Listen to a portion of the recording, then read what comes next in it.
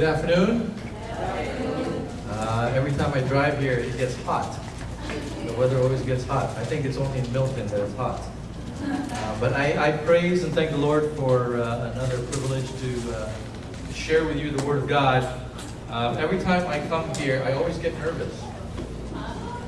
It's always nerve-wracking, and I like that. Sometimes that's because I'm excited to be here. Every time it's a drive for me, and I look forward to it. It gives me time to collect my thoughts. And it's good that my dad was here last week, so I get an update on how you are. So it's exciting that way. I also know of your young people who served with my young people at TCM just the week. I shy away from the minute by minute, but I get a report every day from the leaders and even from TCM themselves. I want to know what my young people are doing. And the kids here, you were well represented. And they did very well. And not even the people that you know, but the people that you didn't know, loved what you guys did.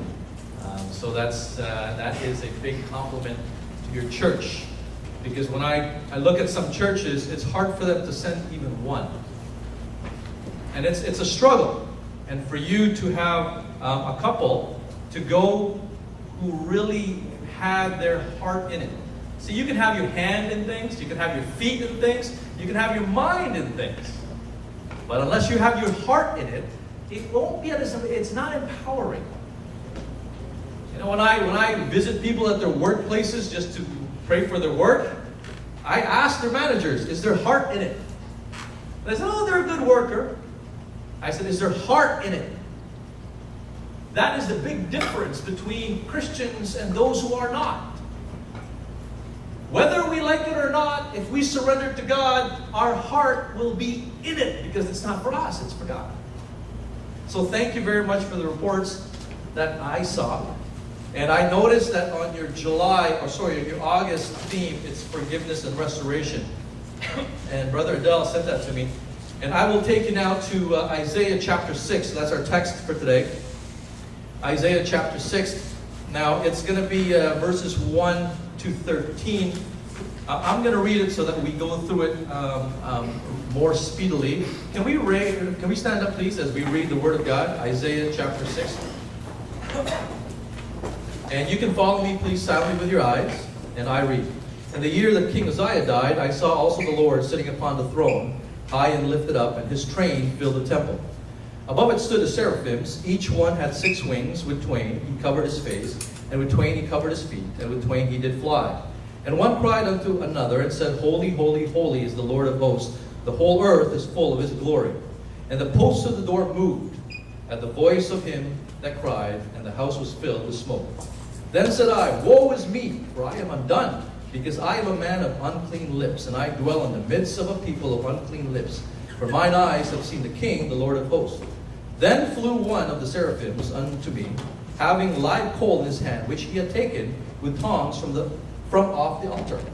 And he laid it upon my mouth, and said, Lo, this hath touched thy lips, and thine iniquity is taken away, and thy sin purged.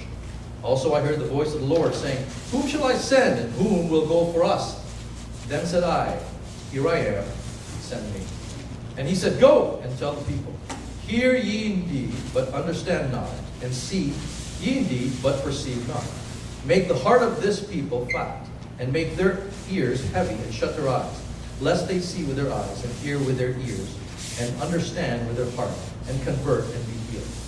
Then said I, Lord, how long? And he answered, Until the cities be wasted without inhabitant, and the house without men, and the land be utterly desolate. And the Lord have removed men far away, and there be a great forsaking in the midst of the land. But ye in it shall be a tenth, and it shall return, and shall be eaten as a tale tree, and as an oak whose substance is in them. When they cast their leaves, so the holy seed shall be the substance thereof. May the Lord bless the reading of His Word. You can take your seats. This is a story of Isaiah, and this is the call. Isaiah was called here to the work of the Lord, obviously, as a prophet. So my devotion today is based on how we can parallel ourselves with Isaiah. Because each one of us in this room, myself included, we are called to do something for God. Specifically for you. You have one assignment from God. And when God comes, He's going to ask you this question. How did you accomplish, or what did you do, and how did you treat the assignment that I gave you? And we have to be held accountable to that. And some people like the beginning of all assignments. They call it the honeymoon period.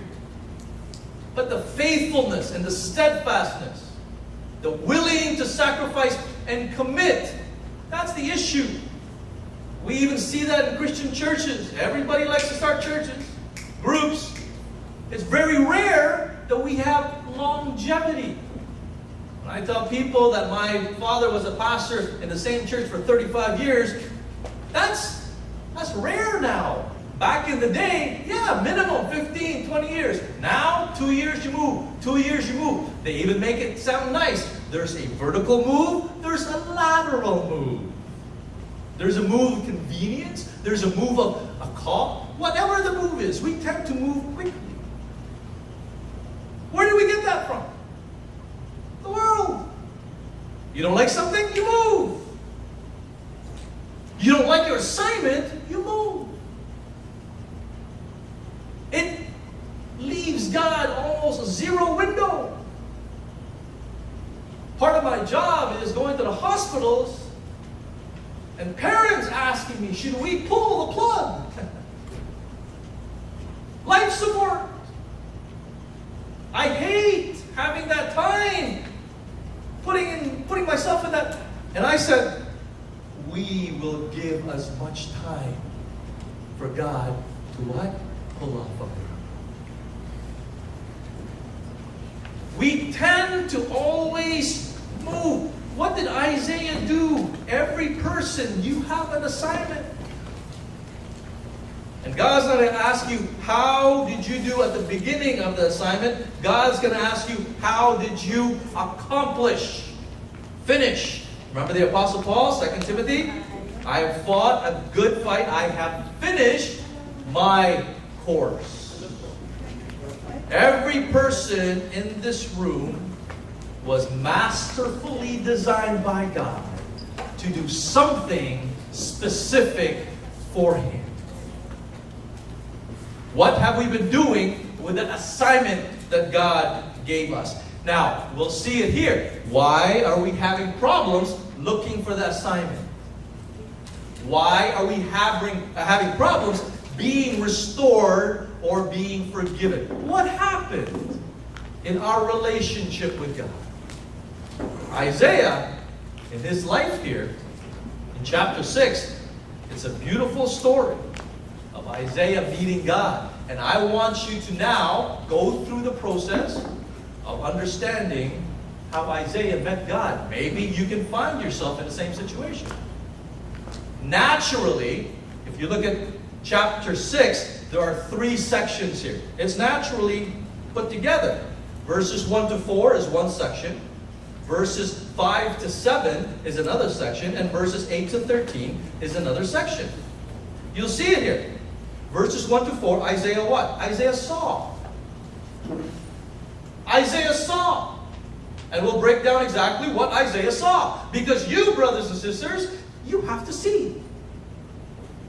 I love churches. They have terms now for new churches. I went to visit 2 this morning. They call it seeker-friendly church. Great. Great. But when is the time when you actually find what you're seeking for?